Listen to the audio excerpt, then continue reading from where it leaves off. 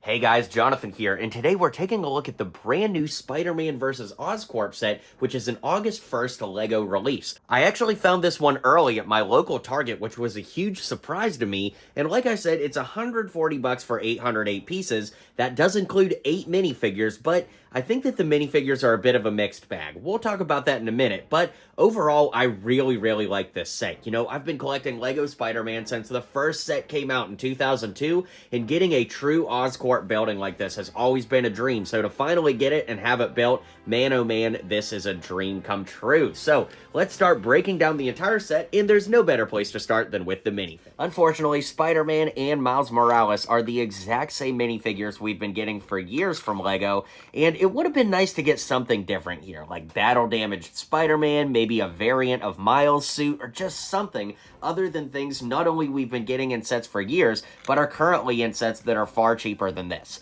The reason I say that is, there's probably a very good chance that you already have sets that have these, so getting them again in this set doesn't really add any value for that $140 price tag. Although both are nice and I like that we get a lot of Spider people, still, it's a little bit annoying.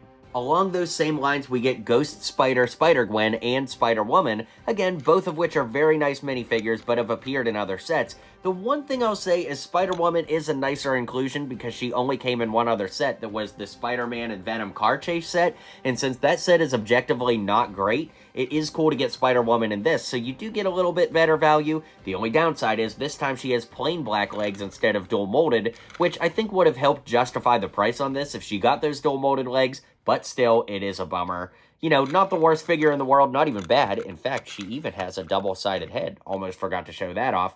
But it is cool. Always nice to get a Sydney Sweeney minifig. Alright, now we're getting into the 4 technically new minifigures for this set. The first of which is Eddie Brock. And, of course, I love what they did for this piece on the back here to have Venom sprawling out from behind Eddie. But that piece being as awesome as it is also a little bit of my problem with this minifigure. The hair, head, torso, legs, and the Venom head, in fact, every piece of this minifigure can be obtained in other sets, so there's absolutely nothing exclusive about Eddie here. In fact, this head is the one they're using on Bucky Barnes and Quicksilver, so that's a little bit annoying. This head just doesn't really work for anybody, in my opinion. It doesn't really look like anyone in particular, and it certainly doesn't look like how I envision Eddie Brock from the comics, and I don't even think it really looks like Eddie from the movies either, so it, to me, just kind of feels like a bunch of random pieces cobbled together. But as LEGO Marvel fans, it's always nice to celebrate the fact that we're getting a first, and this is our first Eddie Brock. While technically not our first Norman Osborn ever, it is our first one since 2003, so for all intents and purposes, it'll be the first for most people. Now, this minifigure is really awesome. However, the head was used on Arthur Weasley as well as Mrs. Proudfoot from Harry Potter and Lord of the Rings respectively, and now, of course, its third use is here on Norman, and the torso was most recently used in the Sherlock Holmes Book Nook set, so yet again, this is a cool minifigure in the sense that it's nice to get it again, but it's not really exclusive in the sense that you could absolutely just get pieces from other sets and make this. The other thing that's confusing is when we start to talk about the Green Goblin here, because this Green Goblin is from the 6160 universe, aka the current run of Ultimates comics from Marvel Comics. Now, that is really cool. It's our first Ultimates minifigure from that run of comics, which is absolutely amazing if you haven't read it or started reading it, but the trick with that, of course, is the fact that this Green Goblin isn't even Norman Osborn. Norman Osborn is dead in that comic book line, and this Green Goblin is actually Harry Osborn, and he's not even a supervillain. He's actually more of like a hero and accomplice to Spider-Man, at least, you know, the majority of the story. So, that being said, this Green Goblin is an amazing inclusion. In fact, he even has a glider with stickers on the wings and the front. It's a very nice, simple glider build, and I like it a lot. But it doesn't really make sense within the lore of the set because, you know, we've got the Green Goblin override on this TV screen back here, and Green Goblin is very much considered one of the villains of this set, yet this version is most known for not being a villain. So I do like that we got another Green Goblin. I love that Ultimates is getting some representation in LEGO. I hope it's not the first or the last of that. But At the same time, it doesn't make sense within the lore of the set itself. But talking about the minifig, absolutely amazing head print there. As you can see, we've got back of the head print as well. An absolutely immaculate front and back printed torso with toe printing, hip printing, and leg printing that makes this a total standout and absolutely amazing to add to the collection. Another very cool thing with this Green Goblin is his pumpkin bomb. You'll see another one, so we actually get two in this set, but the most revolutionary thing about it is that the pumpkin bomb can have the flame removed. So we've got printing on the front and back of the pumpkin bomb, but the flame piece can actually be removed and can be put on a minifigure head. So hello Ghost Rider customs, that is going to be absolutely amazing. But I really like that you can have the Goblin, you know, the pumpkin bomb flaming or not. It just adds a lot of play value, and I think that that's amazing step forward for the Lego Marvel theme. And finally, we have Craven the Hunter, who is basically just Doctor Strange cosplaying as Kraven. Now, this is the first Craven the Hunter we've gotten since 2016. In fact, I'll put the original Kraven side by side with this so that we could do a little comparison. I do like that both use the big, bushy collar piece there, and both torsos are kind of similar in the fact that they've got like that lion open vest thing going on, but that original Kraven having the leg printing really helped make that figure a standout. And interestingly, the original Kraven shared a head with one of the LexCorp bad guys from Batman vs. Superman that was used at the time. I think it was also used on Hoskins from Jurassic World back then. And of course, this head is the same one used on Doctor Strange in the sets now. It is probably the head that I would choose if LEGO came to me and said, hey, you have to choose something that's currently being made by LEGO for Craven the Hunter. I would choose the same thing. It's just a bummer to look at, 10 years ago, we got so many new pieces with the torso, the legs, and even this piece was kind of rare in sets back then. And here, literally the only new thing is the torso. I like it. I appreciate it. I just wish that there was more newness going on. He does have a gemstone here, which you'll see was stolen from the Marvelous Jewelry Shop as we get into the set. And overall, it is a nice figure. Again, I just wish that there was more new stuff going on with it. So before we get into the buildings, I do think it's important to talk about the side builds. Of course, we get this little speeder bike thing for Miles, which of course he just sits in there. And we've got stud shooters on the side, a spider sticker on the front, and I don't know, this doesn't feel like it needed to be included, but man, this would have made for an amazing poly bag if this could have been just a build on its own. But alas, it's included here in eating up some of those 808 pieces. Then, of course, we get this giant web, which can clip into a minifigure's hand, a little something like this, which is nice, and we can actually fit a minifigure inside and, like, web them up. It's a little bit tricky to do, and you can go one way or the other, but you have to, like, squeeze that piece in there, and now you've got a minifig webbed up, and you can remove it from here, actually. You do need this white piece, though, and you can actually, like, connect it to a wall and have a minifig webbed to the wall, a little something like that, which is really cool for play, and I love that feature. Well, aside from the set being Oscorp itself, one thing that's very exciting about this is the fact that it's our first major expansion for the Modular series that Marvel appears to be doing now. So, of course, the first installment was earlier this year with the bodega from Across the Spider-Verse, and as we knew back then, there were these Technic pins and holes where it appeared it could connect to something, and now with this set and Peter Parker's apartment coming soon, we can see that the time to connect them is now. The only thing is, I feel like this one was ill-planned, because check it out, like if we connect it right here, we have kind of a big gap right there, and then when we turn around, there's no roof on that one, and then once we start building this way, all of this is going to get boxed in. Now, if we move this over here and we connect it on this side, the bodega is going to be boxed in, and it actually can't connect this way.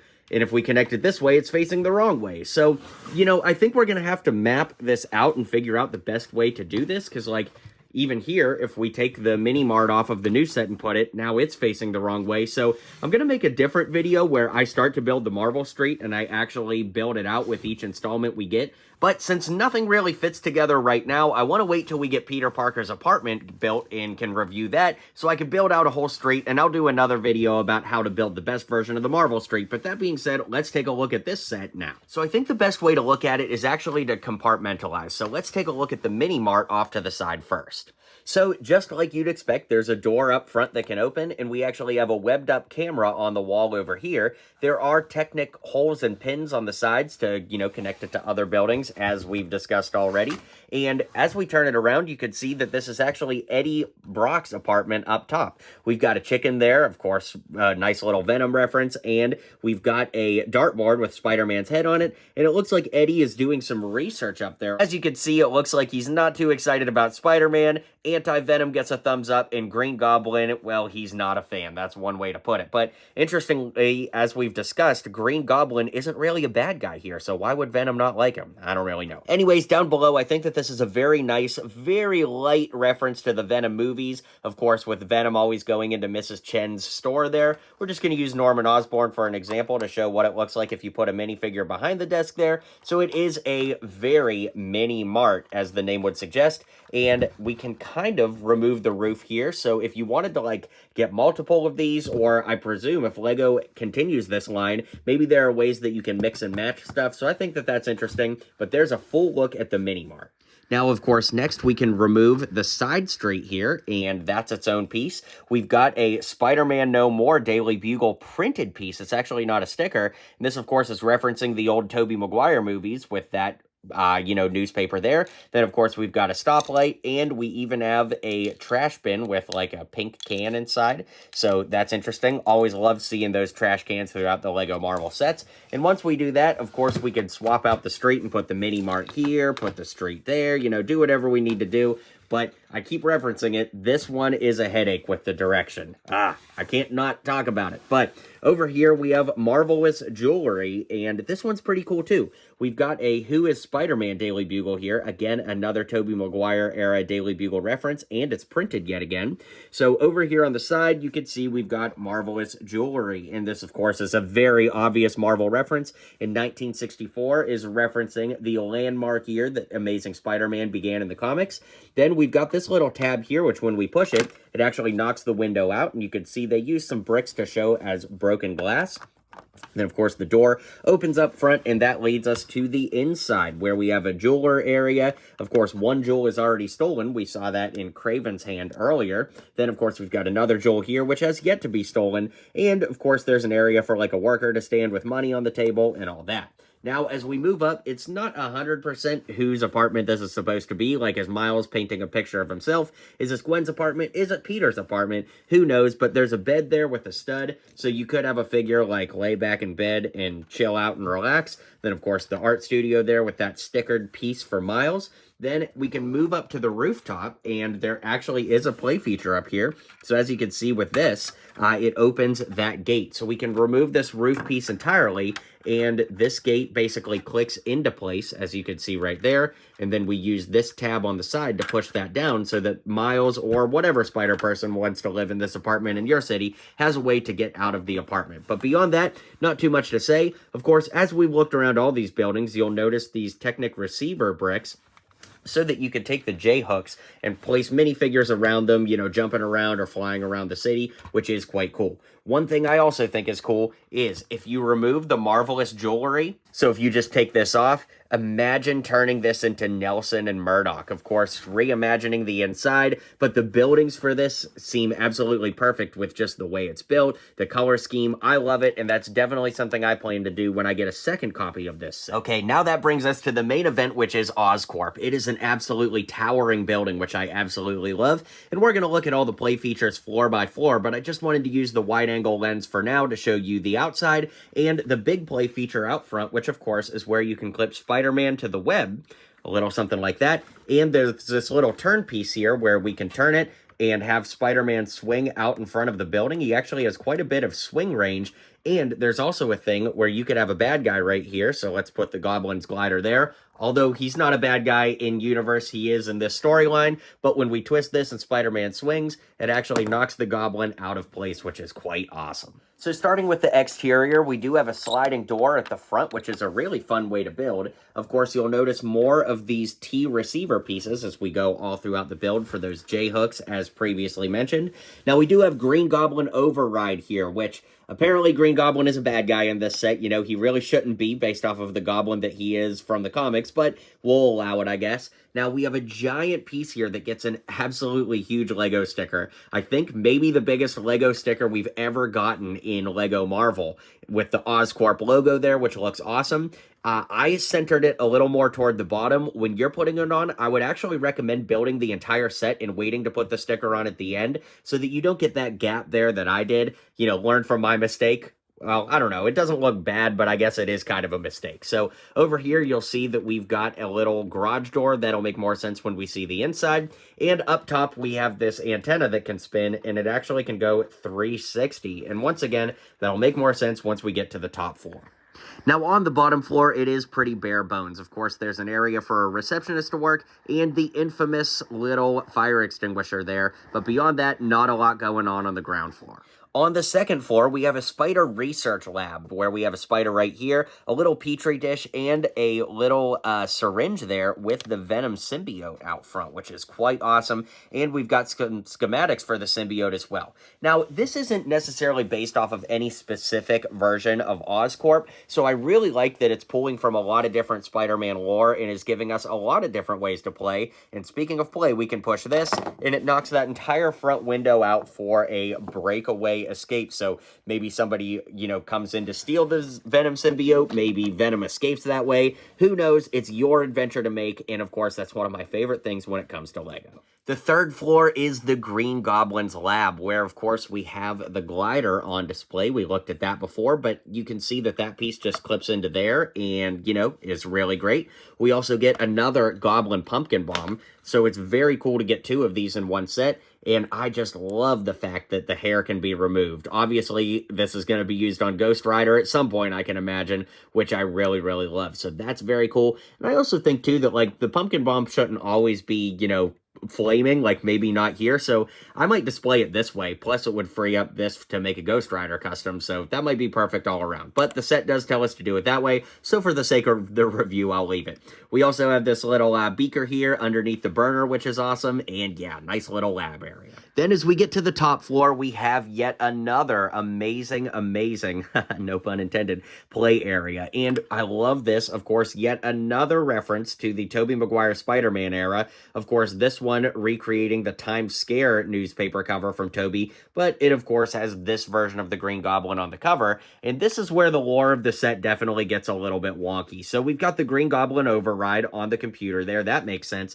But the set tells us to put Norman Osborn here, and then flip it around and put Green Goblin here to do like a transformation scene, which if it was any other Green Goblin, it might make sense, but this Green Goblin, as we've discussed, is Harry Osborn, so that really doesn't make any sense, and the front of the box does tell us this is Norman, so I hate that it kind of breaks the lore of this Green Goblin. I kind of, for that reason, wish we got maybe two Green Goblins, or maybe like Hobgoblin and a classic Green Goblin, but still, this minifig is so cool, it's hard to complain. We just kind of have to turn our comic book brains off for a minute. But as I said, kind of makes sense why this is here. Oops, didn't mean to break that. Why this window's here, because you could like break it out if you want and have the Green Goblin escape. And then, of course, we also have this side, which is also kind of like a garage door feature, restricted area. And I always love when Lego does this, putting the little hand access code there, and the hand looks like a minifig hand. That is so funny to me. So I love that, and I really do think that this set delivers on every level. And with that, we've basically talked about the whole thing. So let's go ahead and zoom out and call it a day. All right, guys, thanks for checking out this review. Needless to say, $140 is a lot for any Lego set, but I think you get an insane amount of play value here, and I absolutely love the connectivity between the Miles Morales Bodega set. Of course, Peter Parker's apartment coming out will connect to this, and I can't wait to see how Marvel Street looks here before too long. Anyways, let me know your thoughts on this set in the comments down below. Be sure to hit like and subscribe, and I'll see you guys on the next video.